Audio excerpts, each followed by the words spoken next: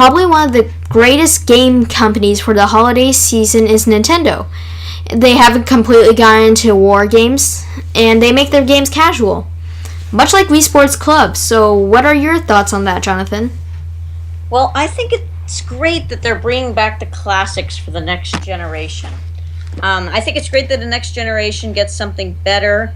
And I really think that this game is not for the people who've already played Wii Sports, but it's for like the 5-year-olds who are just experiencing Nintendo for the first time. And you can always give them a better experience. So now they're bringing in HD mode, and you can buy the sports individually. So that's nice. So you can get each sport individually, and you can pay for it. So if you don't want a sport, like I didn't really want boxing because I didn't like fighting on Wii Sports, you cannot choose to buy that sport, or choose not to buy that sport. But I think it's great that they haven't completely gone into war games. I think Nintendo has its sort of own thing because their games are fun.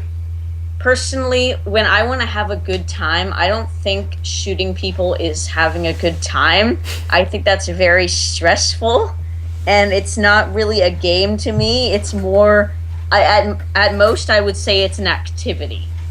But yeah, and their games are actually fun, and they're bringing around holiday cheer into their games instead of holiday gore, which is really great. It looks nice in the HD. I personally love Nintendo's graphics style. When Nintendo Land came out, I was just in graphics heaven. The classic style was amazing. I loved how they had everyone looking like little game pieces made of plastic, and they had confetti everywhere, and it was just awesome because there's realistic, but then Nintendo goes out of their way to make it look non-realistic, but still have that HD touch to it. Yeah, and obviously they put a lot of hard work into Nintendo Land. They made every detail count.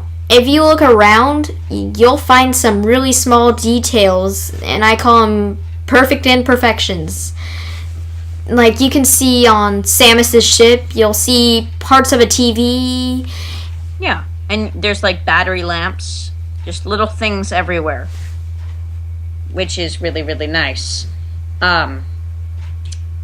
Anyways, go on, Alex. Sorry, I wasn't gonna say anything. Oh, okay. Well, then I guess we'll move on. So, for Wii Sports Club, they are also coming out with a online mode where you can play with other people. This is very important, I think, in a game because, I see all these like YouTube gamers, and they say this game, which they've been working on for 2 years, can provide 6 whole hours of gaming entertainment. And I think 2 years for 6 hours a person, that's a waste. So I love it when they make an infinite mode where you can either try to beat your high score, which is sometimes fun, but then it gets boring because you realize that your high score is so high you can't beat it anymore. It's just the same thing. And then there's online mode where you can actually play with other people.